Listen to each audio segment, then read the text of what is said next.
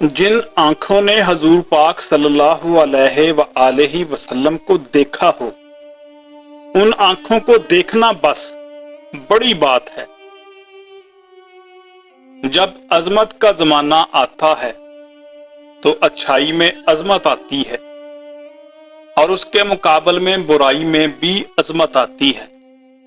مثلا حضور پاک صلی اللہ علیہ وآلہ وسلم تشریف لائے اور اس وقت ابو جہل بھی آیا۔ آج کے مسلمان کا المیہ یہ ہے کہ اسے خدا سے زیادہ غریب ہونے کا ڈر ہے۔ دوسرے کی حامی تیسرے کو بتانا غیبت ہے۔ انسان انسان ہو کر بھی اللہ کی مرضی پر نہیں چلتا اور چاہتا یہ ہے کہ وہ اللہ ہونے کے باوجود انسان کی مرضی پر چلے۔ ضرورت کے لیے اللہ کو پکارنے والا دونوں حالتوں میں اللہ کو چھوڑ دیتا ہے۔ ضرورت پوری ہو جائے تب بھی چھوڑ دے گا، ضرورت پوری نہ ہو تب بھی چھوڑ دے گا۔ پاکستان کو قائم رکھنے کے لیے اتنا اسلام کافی ہے جتنا قائد اعظم کے پاس تھا۔ ناپاک زندگی پاکیزہ خیال سے محروم رہتی ہے۔ اگر بیٹا باپ کی فکر، باپ کے تخیل اور باپ کے حسن خیال کا شاہد نہ ہو تو دونوں کا ماں بعد خطرے میں ہو سکتا ہے۔ انسان کبھی راضی نہیں ہو سکتا کیونکہ وہ ہمیشہ خوشی کی تلاش میں رہتا ہے اور اسے کسی نہ کسی غم سے دوچار ہونا پڑتا ہے۔ مال کی محبت لالچی بناتی ہے اور لالچی کی جیب بھر جائے تو بھی دل خالی رہتا ہے۔ دنا کی زندگی کا علم دنائی نہیں بلکہ دنا کی زندگی کا عمل دنائی ہے۔ شیر ایک طاقتور اور خونخوار درندہ ہے، خوف پیدا کرتا ہے، لیکن شیر کے پاؤں کے کانٹا نکالنے والے انسان کے سامنے شیر بھی سرنگوں ہو جاتا ہے۔ ننھے چراغ مل کر چراغاں بن جاتے ہیں۔ خوف موجودہ لمحے کا تو ہوتا ہی نہیں، صرف جانے والے یا آنے والے وقت کا ہوتا ہے۔ مرنے سے پہلے ایمان کا میسر آنا بہت بڑی بات ہے۔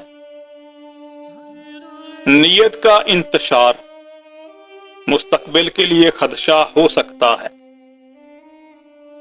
صرف خوف زدہ رہنے سے تو دشمن نہیں مرتے۔ موسم بدلنے کا وقت آ جائے تو وقت کا موسم بدل جاتا ہے۔ سقراط کا علم جاننے والا سقراط نہیں بن سکتا کیونکہ سقراط کسی کتاب کو پڑھنے کے بعد سقراط نہیں بنا۔ آج کل روزگار تعلیم سے نہیں تعلق سے نصیب ہوتا ہے۔ مستقبل ایک خواب ہے اور ماضی جو محتاج تعبیر ہے، اور ماضی صرف ایک تصویر ہے۔ اگر پیشانی میں شوق سجدہ پیدا ہو جائے تو سمجھو کہ اللہ قریب ہے۔ وہ المیہ جو ابھی روح نما نہیں ہوا اور روح نما ہو سکتا ہے، اندیشہ کہلاتا ہے۔ جوانی بد صورتوں کو بھی دیدہ زیب بنا دیتی ہے۔ جس طرح مکھی شہد بناتی ہے اور جگنو روشنی رکھتا ہے، اسی طرح دنا انسان دنائی رکھتا ہے۔ دنائی کسی کوشش، عمل یا علم کا نتیجہ نہیں۔ وہ نیکی بھی کیا نیکی ہے جس کا نصیب انجام میں بد ہو، اور وہ بدی بھی کیا بدی ہے جس کے نصیب میں نیک انجام ہو۔ وہ گناہ جس میں کوئی انسان کبھی گواہ نہ ہو اکثر معاف ہو جاتا ہے۔ جس شخص کے انجام کا تمہیں پتہ نہ ہو اس کے بارے میں کوئی حتمی فیصلہ نہ کرو۔ لوگوں کے لیے رحمت بن جاؤ، تمہیں رحمت للعالمین کی رحمت کا سایہ ملے گا۔ باخبر آدمی پریشان نہیں ہوتا۔ غصہ اعتماد کی کمی کا نام ہے۔ مخلص وہ ہے جو تم سے زیادہ تمہارا خیال کرے۔ رزق صالحہ نہ ہو تو سکون قلب کا سوال ہی پیدا نہیں ہوتا۔ بیداری کی حقیقت سمجھ میں نہ آئے تو نیند کی حقیقت کیسے سمجھ میں آ سکتی ہے؟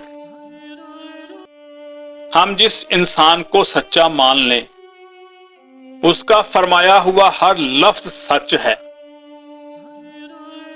لوگوں کے عیب چھپاؤ گے تو اللہ تمہارے عیب چھپائے گا۔ بدنام آدمی نیک تو بن سکتا ہے، رہنما نہیں بن سکتا۔ اللہ سے محبت برائے محبت، اللہ کی عبادت برائے عبادت۔ صادق کو ماننے والا صدیق ہی تو ہے۔ کسی شے سے اس کی فطرت کے خلاف کام لینا ظلم ہے۔ کسی کی یاد میں جاگنے والا کبھی بدقسمت نہیں ہو سکتا۔ کثرت کی آرزو ہمیشہ دکھی کرتی ہے۔ جھوٹے معاشرے میں شہرت حاصل کرنے والا سچے معاشرے میں بدنام گنا جائے گا۔ اگر دنیا کی رونقوں میں میرے ہونے نہ ہونے سے کوئی فرق نہیں پڑتا تو مجھے رونقوں سے کیا حاصل؟ عورت گوبھی کے پتوں کے پانی سے اپنا منہ دھو لیا کرے، چند دنوں میں 20 سال جیسی نظر آنے لگے گی۔ ظالم کا سب سے بڑا ظلم یہی ہے کہ وہ مظلوم کو ظلم سہنے اور ظلم میں رہنے کی تعلیم دے چکا ہوتا ہے۔